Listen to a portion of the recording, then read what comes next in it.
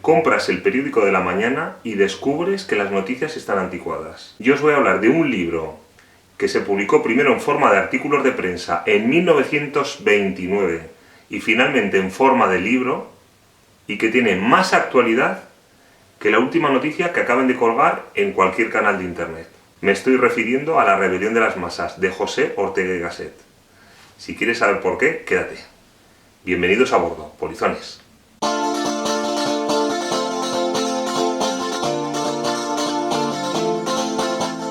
Si queremos hacernos cargo del tipo humano que prevalece en nuestro tiempo y del que posiblemente formemos parte en alguna medida, y de la sociedad en que vivimos hoy en día, ahora mismo, La rebelión de las masas es un libro imprescindible.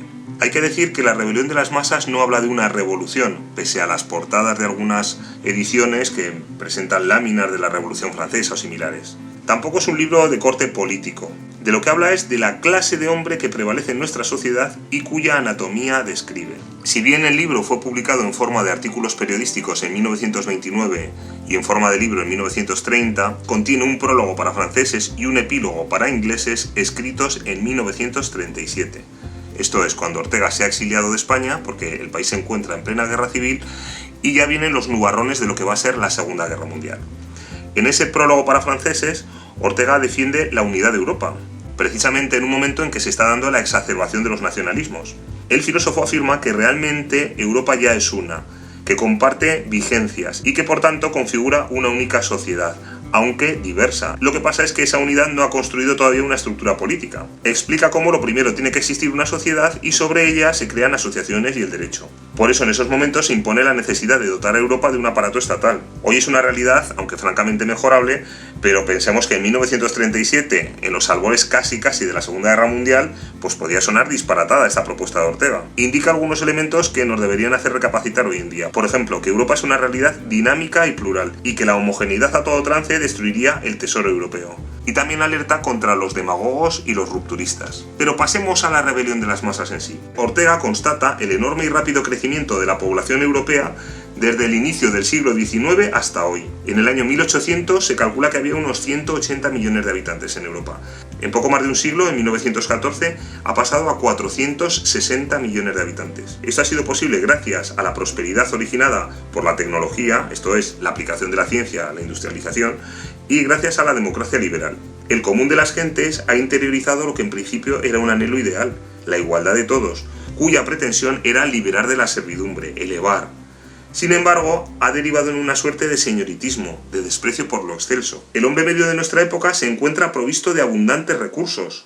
Entonces, este hombre actual actúa como un niño mimado, cargado de derechos y carente de obligaciones. Como a la juventud se la ve como una edad en la que se tienen derechos y las obligaciones se pueden posponer sin edie, pues estamos en una época juvenilista en la que incluso gente vieja hace poses adolescentes, también gentes acomodadas se presentan como reivindicativa frente a los privilegios, en fin, toda una pose juvenil. Este hombre masa ignora los grandes esfuerzos que ha supuesto conseguir un desarrollo social y material como el actual.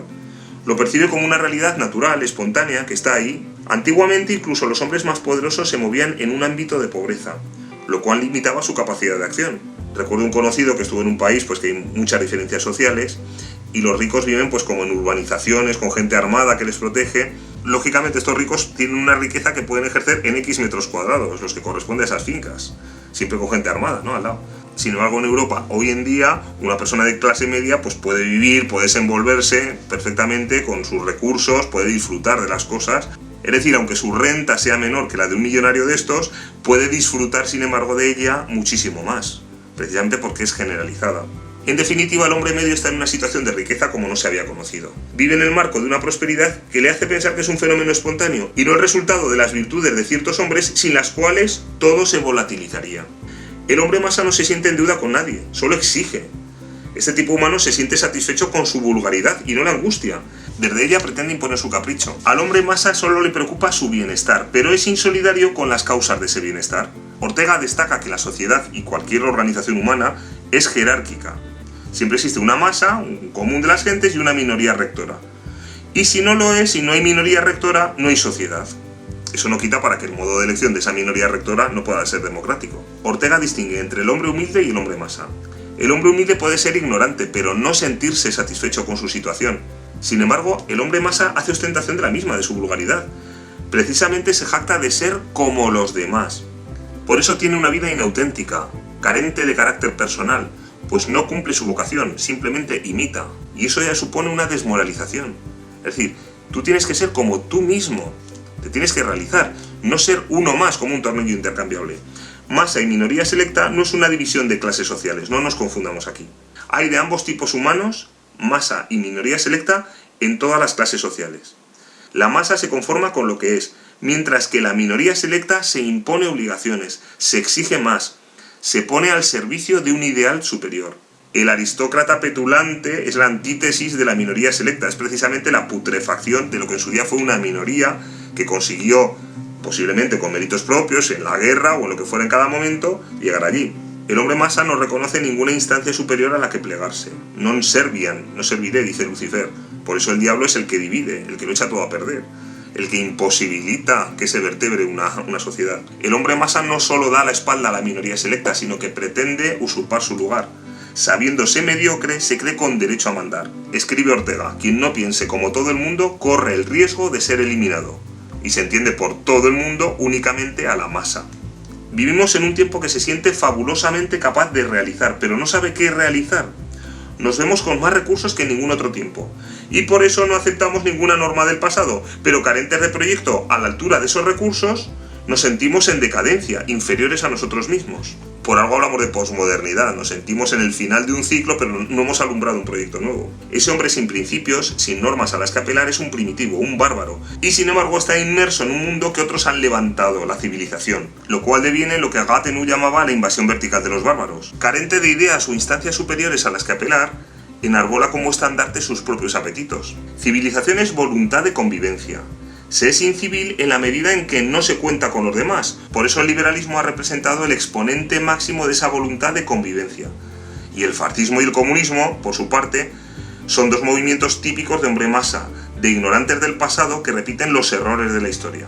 Esa ausencia de instancias superiores hace que la violencia, que la civilización había reducido a última razón, a instancia extrema, sea para el hombre masa una forma primaria de acción. Se suprimen las instancias indirectas, en el trato social se suprime la buena educación, la literatura como acción directa se constituye en el insulto, las relaciones sexuales reducen sus trámites. El hombre masa es un cínico. El cínico, parásito de la civilización, vive de negarla, por lo mismo que está convencido de que no faltará. Por eso se permite el ademán de la rebeldía. Adopta poses trágicas, últimas, tajantes, pero son solo un juego porque cree que la tragedia efectiva no es posible en el mundo civilizado. Arquetipo del hombre masa es el hombre de ciencia.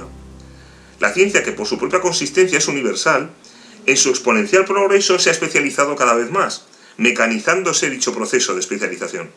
Esto permite que el hombre medio participe de la propia ciencia como especialista. Un especialista que ignora lo que escapa a su reducido campo, pero que, consciente de que en el mismo es un sabio, pretende imponer su criterio en todos los demás órdenes. El Estado ha sido una gran y difícil construcción de la civilización. Como es provisor, el hombre masa, que ve en él un poder anónimo, reclama que se encargue de resolver cualquier problema que se le presenta en su vida. Pero precisamente en ese ser la instancia permanente de apelación reside su peligro, pues va absorbiendo toda la iniciativa social hasta anularla. El hombre acaba viviendo para la máquina del Estado, y no al revés. El Estado se sobrepone a la sociedad y ésta acaba viviendo al servicio del Estado. Hay una segunda parte en La rebelión de las masas titulada ¿Quién manda en el mundo? En ella señala cómo desde el siglo XVI se ha ido produciendo un proceso de mundialización, hoy diríamos de globalización, que en la actualidad ha hecho el mundo más pequeño. La distancia que nos separa unos de otros es cada vez menor, estamos más apretados. Todo gracias a las comunicaciones, el transporte, la información, los flujos de personas. Hasta ahora el mando, lo que llama el mando, luego explicaremos qué es, lo había ejercido Europa. Pero cuando Ortega escribe esto, Europa no está segura de mandar. El mando no es tiranía, sino ejercicio normal de la autoridad. No descansa en la fuerza, sino al revés. Porque un hombre o grupo de hombres ejerce el mando, tiene a su disposición ese aparato máquina social que se llama fuerza. No se puede mandar contra la opinión pública. El mando incorpora a los demás a una empresa colectiva. Cuando desaparece el mando, como sucede en una clase cuando desaparece el profesor, empieza el alboroto, la cabriola. De ahí el estallido del nacionalismo en el que cada nacioncita pretende destacar, ser el centro. El origen de la impotencia aparente de Europa se nutre de la desproporción entre su potencialidad, su enorme potencialidad, y el formato de la organización política en que tiene que actuar, los Estados-nación, que se han quedado pequeños para los retos que tiene Europa y precisan ser integrados en una ultranación europea. El Estado-nación no se basa en el pasado, sino en el porvenir, en una empresa colectiva que concite adhesiones. De hecho, el Estado nacional es esencialmente democrático, porque une voluntades, más allá de las formas de gobierno en que se vertebre. La lengua, la raza no conforman el Estado-nación. Precisamente en su constitución la nación incorpora diversas razas y lenguas, y es solo en una fase de consolidación posterior que se va uniformando todo esto. Dice Ortega, el nacionalismo es siempre un impulso opuesto al principio nacionalizador. Es exclusivista, mientras el principio nacionalizador, es inclusivista.